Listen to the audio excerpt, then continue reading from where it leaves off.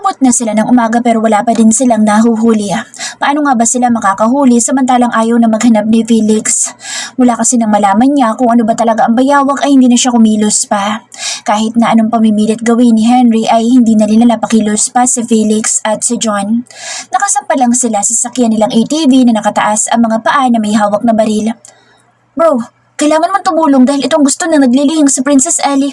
Ang kasintahan mo. Hindi namin kasintahan. Kaya tumulong ka naman. Hindi tayo makakauwi kung wala tayong mahuhuling bayawak kaya kung ako sa'yo, kumilos ka na ngayon. Ani Henry kay Felix. Tumingin lamang si Felix sa pinsan niya at muling inilibot ang mga mata nito habang nakatutok ang baril sa kung saan. Bawat kaluskos na naririnig ng dalawa ay nagbibigay sa kanila ng pangamba kaya nakatutok parati ang baril nila. Muling nagsalita si Henry kaya sa inis ni Felix ay sumagot na ito. Dito lang kami ni John. Maghanap kayo ng bayawak na iyan at huwag kayong titigil. Kapag nakahuli na kayo, ilagay niyo dyan sa kulungan pero huwag niyo ipapakita sa akin at baka bigla kong barilin iyan. Tandaan niyo mabuti. Gusto niyo malaki? Ayaw niyo ng maliit. Langya, alam niyo ba kung gaano lumalaki ang isang monitor lizard ha? Parang crocodile lalo na kapag sagana ito sa pagkain at nasa malayang pamumuhay katulad dito sa kabundukan. Lumalakas sila ng napakalaki kaya hindi ako aalis dito. Kayo maghanap at huwag niyo kaming kukulitin. Ani Felix kay Henry. Napakamot naman ng ulo si Henry habang napapailing na nakatingin lang sa dalawa. Tumingin ito at hinarap ang mga kaibigan nila. Tayo nilang daw maghanap dahil hindi sila aalis sa ATV. Kasalanan mo to, James. Alam niyo yung takot sa Felix sa malalaking lizard tapos sinabi mo pa sa kanya kung anong Ingles ng bayawak. Sira, ulo ka talaga, hindi nag-iisip. Galit na ani Henry kay James. Totoong takot nga sa Felix sa malalaking lizard. Kahit na anong lizard, kapag malalaki ay takot siya dito. Nang malaman niya na ang bayawak pala isang uri ng malaking lizard ay hindi na siya umalis pa sa pwesto niya. Hindi pa nga din siya natutulog dahil ayaw niyang magising na may katabing malaking bayawak. Ngayon, naniniwala ka na sa akin? Kailangan mong kausapin si Princess Ellie. Hindi ko kakainin ang lizard na iyon. Ano man ang tawag nila dito dahil para sa akin isa pa din itong buaya. Ani John. Humugot ng malalim na buntong hininga sa Felix at ipinikit ang mga mata. Pagod na pagod siya dahil wala pa siyang tulog. Hindi siya makapaniwala na ang hinahanap pala nila at ipapakain sa kanila ng mahal niya ay isang uri ng Philippine Giant Lizard. Nakarinig sila ng malalakas na sigawan kaya napalingon sila sa inakyat na may katarikang lugar nila Henry. Napatayo sila at inalam kung ano ang ingay na iyon. Hindi nila makita dahil papaakyat ang bahaging pinuntahan nila Henry kaya maingat silang sumampa ni John dahil konting pagkakamali mo ay magugulong-gulong ka sa ibaba. Medyo may katarikan ito kaya naman nag-iingat silang mabuti. Pagtayo nila sa pinakapatag na bahagi ay nakita nilang nagkakatuwaan sila Henry. Napalingon sa kanila ang mga kaibigan nila kaya kinawayan nila ang mga ito at nilapitan. Bakit kayo nagsisigawan? May napahamak ba? May nakagat ba ng monitor lizard? Gulat na tanong ni Felix. Umiling agad si Henry pero may malaking ngisi sa mukha. Nasa likuran ni Henry at Nathan sina James at Troy na tila ba may kung anong malaking hawak. Umalis si Nathan at si Henry sa harapan nila James at ganoon na lamang ang gulat ni Felix at John nang makita nito kung ano ang hawak nila James. Isa itong napakalaking bayawak na nakatali na ang nguso. Sa sobrang gulat at takot ng dalawa ay mabilis silang humakbang paatras. Hindi inaasahan nila Henry ang nangyari nang bigla nilang nahulog at naggulong-gulong pababa si Felix at si John. Hindi agad sila nakakilos nang makita nila ang nangyari pero mababaka sa mga mukha nila ang matinding pangamba habang gumugulong-gulong ang mga itong paibaba. Mabilis naman kumilos sila Henry nang mahimas-himasan sila at nagpadaos-dos silang pababa upang tingnan ang kalagayan ng pinsan niya at ni John dahil medyo matarik din ang kinahulugan nila. Shit! Ang sakit! Henry, tulungan mo ako! Sigaw ni Felix habang nakahawak siya sa kanyang braso. Si Henry ay mabilis na kinuha ang jungle knife niya at pinilas ang laylayan ng t-shirt niya upang gawing arms sling ni Felix. Damn it! Sigaw naman ni Nathan at tiningnan ang kalagayan ng balikat ni Felix na hawak nito dahil nakakaramdam ito ng matinding kirot. Ilagay na ninyo sa kulungan yung bayawak at uuwi na tayo. Ako na magsasakay ka, Felix. Ikaw dyan, okay ka lang ba? Tanong naman ni Henry. Tiningnan ni John ang sarili niya at nang makasiguro na wala siyang kahit na anong galos ay tumango ito sa kanila. Damn it! Mapapatay ako ni Lolo kapag nalaman niya nangyaring ito. ani Henry habang pinagmamasdan na nasasaktan na si Felix.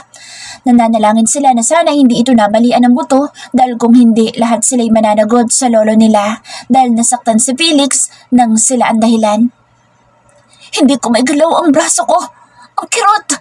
Muling ani ng malakas ni Felix. Nagmamadali naman ang lahat. Kinuha nila ang baril ni Felix na nabitawan nito at sinukbik ni Henry sa likuran niya. Inalalayan niyang makasakay si Felix sa ATV at pagkatapos ay sumakay na din siya at nauna na silang umalis sa lugar na iyon upang madala na agad niya si Felix sa malapit na ospital. Kasalanan mo itong gago ka! Malakas na sigaw sa kanya ni Felix habang mabilis niyang minamaneho ang ATV. Alam ko, huwag kang magulo dyan at baka mahulog ka pa mabalian ka na naman ng binti.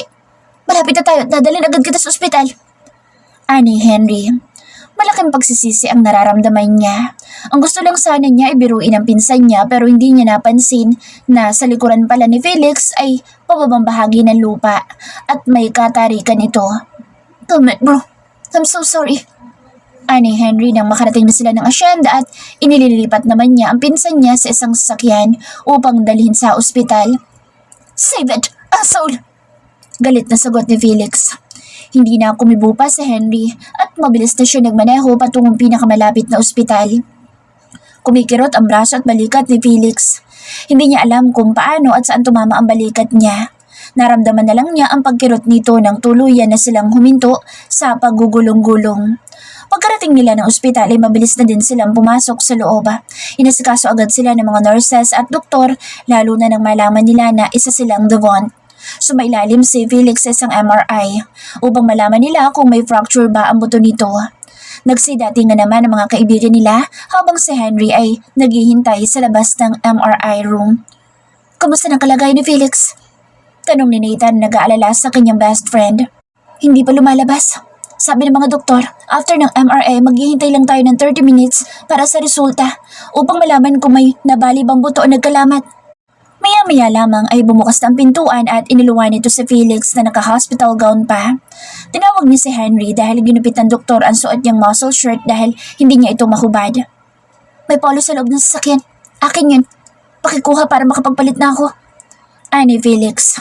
Mabilis namang sumunod si Henry at pagbalik nga nito ay may dala na itong isang polo na kulay puti. Tinulungan ni Henry ang pinsan niya na maisuot ang damit. Binigyan din siya ng bagong arm sling upang maprotektahan ang kanyang braso at balikat. Makaraan lang ng 30 minuto ay dumating na ang resulta ng MRI test. Laking pasasalamat nila dahil walang fracture o lamat ang buto ni Felix. Pero dislocated ang kanyang joint sa balikat kaya kailangang ayusin daw ng mga doktor. Pagkarinig ng sinabi ng doktor ay tumango lamang si Henry at pagkaalis ng mga doktor ay dating gawi ang magpinsan. Pinapasok ni Henry si Felix sa isang silid ng ospital at pinadapa sa kama na nakalapat ang braso nila. Ipinasak ni Felix ang panyo niya sa bibig nito at huminga ng malalim. Pumaibabaw naman si Henry sa likuran ni Felix at bigla nitong hinila ang kaliwang braso nito. Paklit sa likuran kaya isang malakas na sigaw ang pinakawala ni Felix kahit na may panyo pa ito sa bibig. Tumayo si Henry at inalalayan si Felix. Ibinalik nila ang arm sling nito upang protektahan ang braso at balikat nito.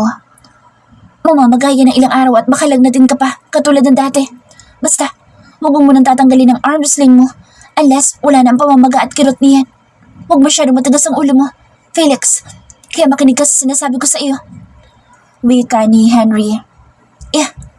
Anya at umalis na din sila ng ospital na hindi na nakipag-usap pa sa mga doktor. Pagkarating nila ng asyenda ay inihanda naman ang helicopter upang makabalik na sila ng Laguna. Napapangiti si Felix ng palihim dahil magagamit niyang insidenteng nangyari sa kanya upang hindi siya mapakain ng giant lizard. Ang karot! Langya, bakit ganito ito kakarot?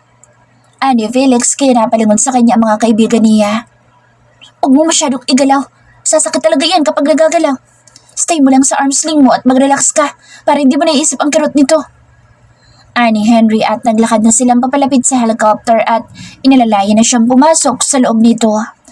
Nailagay na din nila sa likod na bahagi ang malaking bayawak at tuluyan na ngang umangat sa ere ang helicopter na pag-aari ng mga Devon.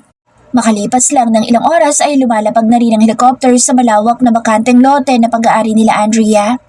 Masaya naman naghihintay sila Colleen sa tuluyang paglapag ng chopper na sinasakyan ng mahal niya. Laking gulat niya na makita niyang itsura ni Felix at ang mga pasa nito sa pisngi, kaya mabilis niya itong nilapitan at niyakap sabay atungal ng iyak. Ano nangyari sa'yo? Malakas niyang ani habang malakas din siyang umiiyak. Ouch baby, naiipit mong braso ko. Anya habang nakangiwi ang mukha nito. Mabilis namang humawalay ang katawan ni Colleen sa kanyang kasintahan at humingi agad siya ng paumanhin dito. Pagkarating nila sa loob ng kabahayan ay nagtanong agad sila kung ano nangyari kay Felix at napansin din nila ang ilang pasa sa braso at mukha ni John. Napalaban ba kayo? Gulat na tanong ni Sylvia. Baby, magsalita ka. Ano ba nangyari sa inyo doon na?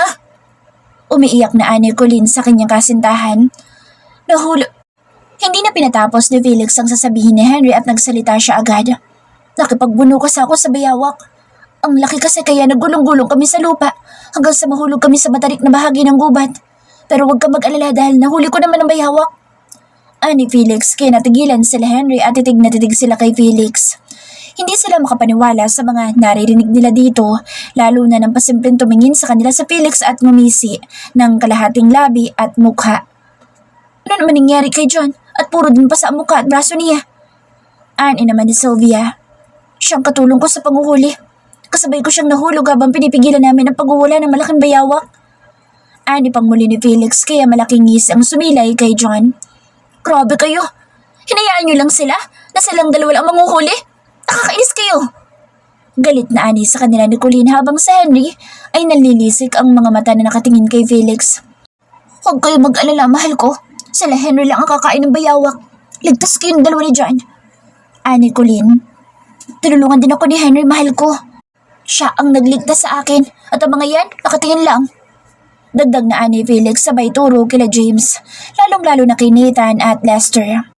Malaking ngiti naman ang sumilay kay Henry at naupong bigla sa tabi nila Felix at tinignan ng mga kaibigan nila.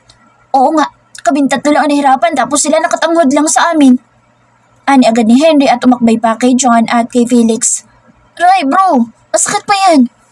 Ani naman ni Felix kaya agad namang inalis ni Henry ang kamay niya at napangiwi ito sa pinsan niya. Kung gayon, silang lahat ang kakain ng bayawak at kayo tatlo. Ipagluluto kayo ni tatay ng lechong baka. Ani Andrea na nakangisi ng pagak kay Calvin. Malakas na napasigaw si John at si Henry habang ang mga kaibigan nila ay nagsisimula na magprotesta pero natigilan sila nang inilabas ni Felix ang baril niya. Henry! Ang unfair naman! Protesta ni Troy. Tumingin naman sa kanya si Felix nang pailalim kaya tumalikod si Troy at sumipa sa hangin. Shit! Hindi naman ako kumakain ng crocodile! Ani Troy. It's not a crocodile! You moron! It's a monitor lizard! Ganting ani John kay Troy, kaya malakas na nagtawanan sila ni Ethan. Pero natigil din na ma-realize nila na sila din ay kakain ng bayawak. Nanghiya, seryoso ba kayo dyan ha? Ipapakain ba talaga sa amin ni Princess Ellie ang bayawak ha? Sigaw na ani ni Ethan kila Felix. At tumango naman ang sabay-sabay si Felix, Henry at John nang may ngisi sa kanilang mga labi. Felix personal voice. Ngayon ang kasal ni Eugene, kaya maaga pa lang ay gising na kami. 10:00 ang oras ng kasal nito at lahat halos ng tao, maging si Eugene ay nasa simbahan na daw. Ayon kay John na nauna na sa simbahan kasamang ilang mga kaibigan namin. Kami naman, ng mahal ko ay nandito sa Devon State kasama sila Henry. Hindi ko mahanap si Colleen. Kanina pa ako naghahanap sa kanya pero hanggang ngayon ay hindi ko alam kung nasaan siya. Baka naman kasama niya mga kaibigan niya at naglalakad sa labas. Kahapon pa kami dito sa mansyon. Buti nga ay napilit ko ang mahal ko na umuwi muna dito dahil nagugustuhan niya talaga ang pagstay niya sa Laguna. Lumabas ako ng aking silida. Habang naglalakad ako sa hallway ng mansyon ay napadaan ako sa library. Nakaawang ng bahagi ang pintuan nito at sasara ko na lamang nang may maulinigan akong boses. Natigilan ako at hindi agad ako nakakilos. Pinilit kong huwag makagawa ng kahit na anong ingay dahil gusto kong marinig kung anong pinag-uusapan nila. Opo, pero si Calvin po ang target ko ngayon, Lolo. Dahil sa pangit niyang ugali kay Andrea. Mahinang bulong ni Colleen. Bigla akong binuksan ang pintuan ay kinagulat naman niya at biglang pinatay ang kanyang telepono. Anong ginagawa mo dito? Kanina pa kita hinahanap, mahal ko, pero nandito ka lang pala. Ani ko. Pinag-iisipan ko kung sasabihin ko ba sa kanya na narinig ko ang pakikipag-usap niya sa lolo niya. Pero sinong lolo ba ang kausap niya? Samantalang wala naman na siyang lolo. Hinahanap ko kasi yung isang hikaw ko. Nalaglag kasi. Anya sa akin kaya nilapitan ko siya at tiningnan ko ang tanga niya. Nandito naman. Dalawa naman ang hikaw na suot mo. Anong hikaw ba kasang hinahanap mo suot mo naman pareho. Wika ko. Hinila naman niya akong palabas ng silid-aklatan at dinala sa aming silida. Nakatitig lamang ako sa kanya at pilit kong binabasa ang kanyang mga mata kahit panay ang iwas niya sa akin. Yung suot ko kasi kahapon ang nawawala ng kapareha. Huwag mo nang pansinin at papahanap ko na lamang kay Manang mamaya. Anya kaya tumango na lamang ako. Hindi ko naman inaalis ang pagkakatingin ko sa kanya hanggang sa may kumatok sa pintuan ng silid namin. Rong, tara na't baka naman tayo pang hintayin sa simbahan. Ani Henry kaya doon ko lang napagtanto na may lakad nga pala kami. Let's go mahal. Baka malate pa tayo. Wika ko at inalalayan ko na siya na lumabas ng silid. Nandito na kami ngayon sa simbahan at ang lahat nga ay nandirito na at ang bride na lamang ang hinihintay na lahat. Hindi rin naman nagtagal ay nakarinig na kami ng ingay. Ang mahal ko ay excited pero ako'y hindi. Pakiramdam ko may mali o may mangyayari. Binaliwala ko na lamang ang nararamdaman ko dahil hindi ko naman ito kasal. Mahal, tingnan mo, ang ganda ng bride. Bulong sa akin ni Colleen. Umiti ako sa kanya at binulungan ko siya. Mas maganda ka dyan. Mas maganda ka sa lahat ng kababaihan na nandirito sa loob ng simbahan. Bulong ko, sabay halik ko sa kanyang labi. Paglapat ng aming labi ay bigla na lamang nagkislapan ng mga flash ng camera na hawak ng mga photographer, kaya naman hinapit ko sa bewang ang mahal ko at mas pinalalim ko ang halik ko. Bro, hindi mo ito okasyon. Huwag ka magbida-bida. Bulong ni Henry na ikinatawa ko. Wala naman ako magagawa dahil mula nang dumating kami dito kanina ay nararamdaman ko nang sa amin nakasunod ang mga camera nila. Nagsimula na ang seremonyas ng kasal. Ang lahat ay tahimik lamang na nakikinig. Ako naman ay busy sa kakaisip kung sino ang kausap ni Colleen sa telepono kanina. Sino ang lolo na kausap niya at ano ang plano nila kay Calvin. Imposible namang kalaban si Colleen dahil simula pa lang ay pinaimbestigahan ko na ang katauhan niya mula nang malaman kong siya si Princess Ellie. Napo ko ang pag-iisip ko nang makarinig ako ng isang malakas na sigaw ng isang babae. Itigil ang kasal! Buntis ako at ikaw ang ama ng dinadala ko! Malakas na sigaw ng isang babae na nakatayo sa gitna ng aisle na may nakalatag na mahabang pulang carpet at lahat ay napalingon sa babae. Maganda ang babaeng ito kahit na walang ayos sa muka at nakamessy blonde lang ang buhok. May katangkaran na may makinis at maputing balat. Mga katangian ng isang babae na kinababaliwan na isang Eugene Fern. Napatingin ako sa hawak niyang tiyan. May umbok ito pero bakit parang ang awkward ng umbok ng tiyan niya? Parang hindi bilog? Napatingin tuloy akong bigla sa tiyan ng mahal ko na may maliit na umbog pero bilog na bilog. Malakas na ugong ang maririnig sa loob ng simbahan. Ang ilan ay may panghuhusga at ang ilan ay may nararamdamang awa sa babaeng nakatayo sa kahabaan ng aisle upang pigilin ang kasal. Nagwala ang bride. Galit na galit niyang sinampal si Eugene at tumakbo palabas ng simbahan. Ngunit bago siya tuluyan lumabas ng simbahan, ay huminto siya sa harapan ng buntis na babae at isang malakas na sampal din na ibinigay niya dito. At tuluyan na siyang lumabas kasunod ang mga magulang niya. Mabilis namang hinabol ni Eugene ang bride-to-be sana niya at nilagpasan niya ang babaeng sumigaw. Inutusan naman ni Henry na ilabas na muna ang mahal ko at isakay na niya sa sasakyan. Susunod na lamang ako dahil kakausapin ko muna si Eugene. Hindi pa bumabalik si Eugene kaya napagpasyahan kong puntahan na lamang ito sa labas ng simbahan. Napadaan ako sa buntis na babae pero hindi ko siya pinansin ngunit pagkalagpas ko sa kanila ay napahinto ako nang marinig ko sinabi ng isang babae sa buntis na babae. Nes, mukhang mga bilyonaryo pa yatang napagtripan natin ngayon. Mukhang mapapahamak yata tayo dito. Ani ng babaeng kulot na may maganda ding mukha. Dating gawi, tumakas muna tayo at doon muna tayo sa probinsya mo. Ani ng babaeng buntis na may hindi bilog na tiyan. Sa tingin ko ay alien ang laman na ipinagbubuntis niya dahil hindi ito bilog. Tumingin sila sa paligid at nagtamang aming paningin. Titig na titig lamang siya sa akin at napaawang pa ang kanyang labi. Ako man ay hindi ko maunawaan kung bakit parang ayokong maalis ang paningin ko sa kanya. Hindi ko maunawaan ang sarili ko kung bakit ganito ang nararamdaman ko samantalang hindi ko naman siya kilala. Napatingin ako sa babaeng kulot na magsalita itong muli upang ayaing muli ang kaibigan niya. Bes, mamaya na landi. Tara na at mukhang delikado tayo dito. Aning muli ng kulot na babae at tinitigan din ako. Binawi ng babaeng buntis ang tingin sa akin at lumingon-lingon sa paligid. At nang makita nila na bukas ang malaking pintuan sa gilid ng simbahan, ay doon na sila dumaan. Lumipad mula sa buntis ang isang bilog na bagay nang inalis niya ito sa tiyan niya. Ngayon ay alam ko na kung bakit hindi bilog ang tiyan niya. Nagpapanggap lamang siyang buntis at ang lahat na nangyari dito ay pantatrip lamang ng dalawang iyon. Napapailing na lamang ako dahil sa ginawa ng dalawang iyon, pero bakit?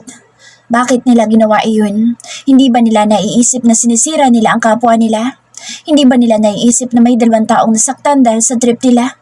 Mukhang kailangan na niya magtago dahil kilala ko si Eugene. Kilala ko kung paanong magalit ang isang Eugene Fern.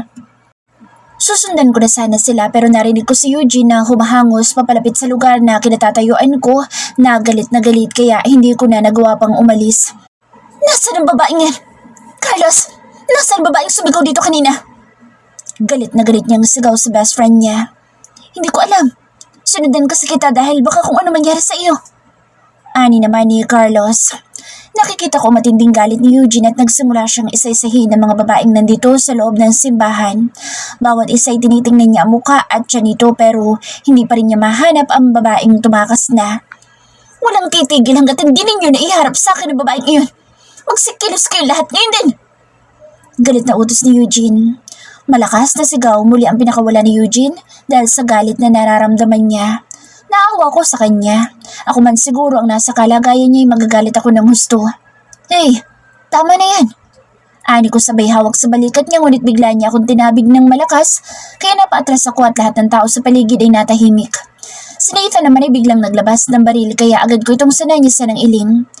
Parang natauhan naman bigla si Eugene nang mapagtanto niya na ako ang tinabig niya kaya humingi agad siya ng pasensya sa akin at napaupo siya sa mahabang upuan ng simbahan at humagulhol. Hindi ko kilala ang babaeng yun.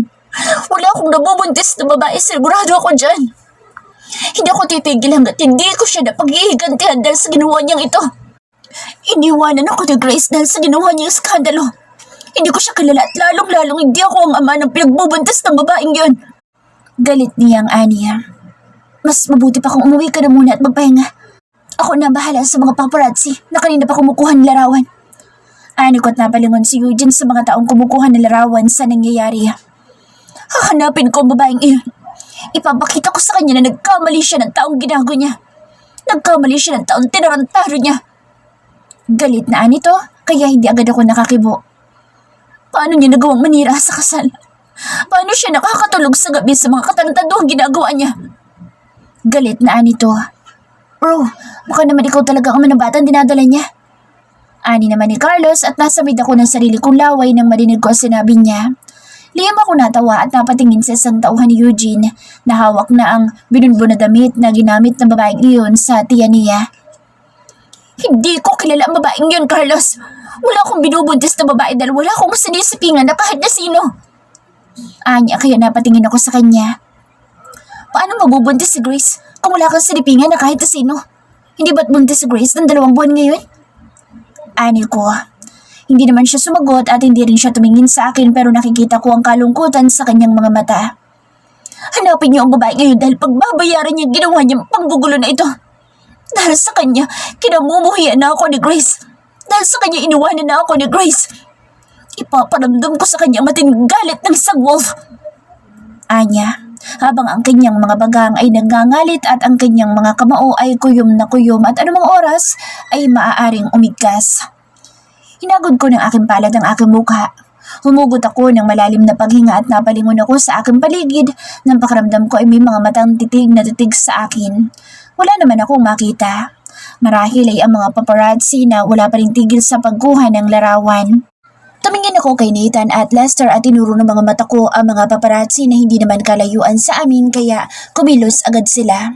Napatingin naman ako kay Eugene at aaminin ko na nakakaramdam ako sa kanya ng awa dahil sa ginawang gulo ng babaeng iyon sa kasal ng mga ito. Gusto ko sabihin sa kanya na nakita kong tumakbo sa gawing iyon ng babaeng hinahanap nila pero hindi ko ginawa. Sa isang banda ay ayoko makialam sa personal na problema nila. Labas na ako sa problema nila kaya hindi ako makikialam sa kanila.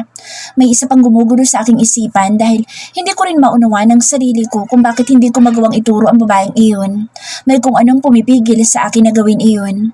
May kung anong nagsasabi sa utak ko na protektahan ko ang babaeng iyon laban kay Eugene pero hindi ko maunawaan kung bakit at kung ano ang pumipigil sa akin.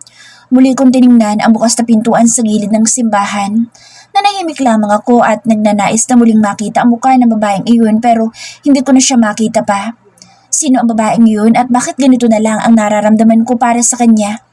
Imposibleng magmahal pa ng iba ang puso ko dahil sigurado ako sa pag-ibig na nararamdaman ko para kay Colleen. Pero bakit ganito? Bakit hinahanap ng mga mata ko ngayon ang babaeng iyon? Naguguluhan ako dahil unang-una ay hindi ko naman siya kilala. Pangalawa, bakit may kung anong koneksyon akong nararamdaman sa pagitan namin dalawa? Okay ka lang ba, King Venu? Bakit parang ikaw yatang may malaking problema dito? Ani Eugene, kaya napatingin ako sa kanya. Napatingin din ako sa mga tao na nakapaligid sa amin at doon ko lang napagtanto na lahat sila ay nakatitig sa akin. Wala, may naisip lang ako. Anyway, umuwi ka na muna para makapagpahinga ka. Kalimutan mo muna nangyari dito dahil ngayon ay wala ka na magagawa kung hindi ang suyuin ng babaeng pakakasalan mo sana. Wika ako. Humugod siya ng malalim na paghinga at tumayo.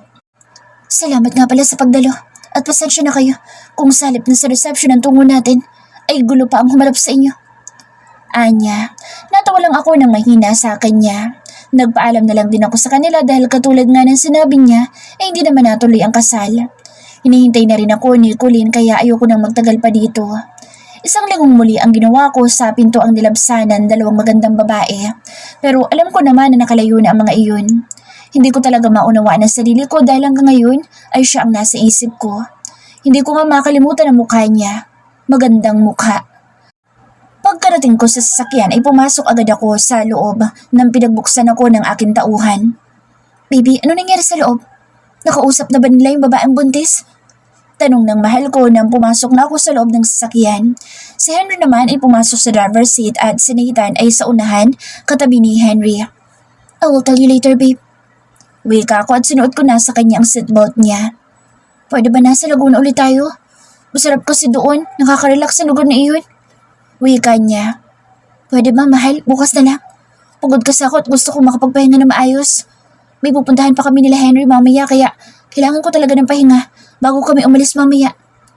Wika ko at hinilot ko ang sentido ko dahil pakiramdam ko yung mananakit ito.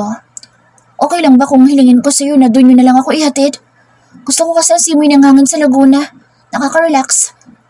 Wika niya kaya humugot ako ng malalim na buntong hininga at tumango na lamang ako. Gusto ko rin na nakakapag-relax siya kaya nga ako bumili ng property sa lugar na iyon. Pero hindi ko pa naumpisahan na itatay yung bahay doon dahil ang dami ko pang inaasikasong trabaho. Katulad mamaya, may kailangan akong tapusin na trabaho at may meeting pa ako sa shipping lines na pag-aari naman ng mga vans. Yes baby, doon na tayo dadiretso. Wika ko. Tuwan-tuwa naman ang mahal ko at tinawagan agad niya si Sylvia na nakasunod lang sa likuran namin upang ipaalam sa kanila na sa Laguna na kami didiretso. Napatingin ako sa mahal ko na pagkatapos niyang makapag-usap ay kumapit naman siya sa braso ko. Thank you. Napakaswerte ko dahil ikaw ang lalaking pakakasalin ko. Mahal na mahal kita. Bulong niya at isang ngiti naman ang sinagot ko. Pagkarating namin ng Laguna ay hindi na rin naman na kami nagtagal. Nagpaalam na rin kami dahil asikasuhin ko muna ang trabaho sa opisina ko. Pagod man ang katawan ko sa biyahe ay sa opisina ko pa rin ako nagpahatid kay Henry. Sa halip na magtrabaho ay nahiga ako sa aking secret room dahil gusto ko talaga magpahinga muna. Gustuhin ko mang matulog ay hindi ko naman magawa. Nakatitig lamang ako sa kisame dahil hindi mawala sa isip ko kung anong ibig sabihin ni Colleen kanina sa kausap niya sa telepono.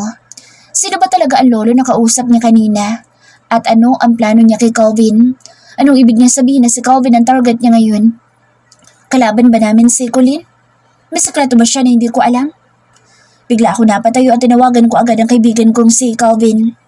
Nasaan ka? Tanong ko. Alis pa lang ako sa bahay. Inutusan kasi ako ng lolo ko na ayusin ang problema sa opisina ngayon. Doon ako pupunta. Wika niya. Okay, pupuntahan kita dyan. May pag-uusapan tayo magkakaibigan. Ani ko at tinapos ko na ang pag-uusap namin. Lumabas ako ng secret room ko. Nakahiga si Henry sa sofa habang si Nathan naman ay nakaupo sa pang-isahang sofa at naglalaro ng games sa phone niya. Napatingin sila sa akin nang bumukas ang secret door. Napakunot ang noo nila dahil ang sabi ko ay matutulog ako pero nandito ako sa harapan nila ngayon. Akala ko ba pagod ka? Nagtatakang tanong ni Henry. Tawagan mo lahat ng kaibigan natin, pati si Lilian. May pag-uusapan tayo sa opisina ni Calvin. Sabihin niyo ni Argent at kailangan dumating agad sila sa opisina ni Calvin. Ani ko. Kumuha ko ng code ko na initsa ko sa office table ko at nagpatiunan na ako sa paglalakad. Si Henry at Nita naman ay nagsitayo na at tinawagan isa-isa ang mga kaibigan namin habang nakasunod lang sila sa likuran ko. Kapag may naghanap sa akin, kunin mo na lang details at i-reschedule na lang. Hindi na ako babalik dito mamaya. Kung may maghahanap, pabalikin mo na lang bukas. At kung ayaw nila, edi wag. Wika ako sa sekretary ko at tuluyan na kaming umalis.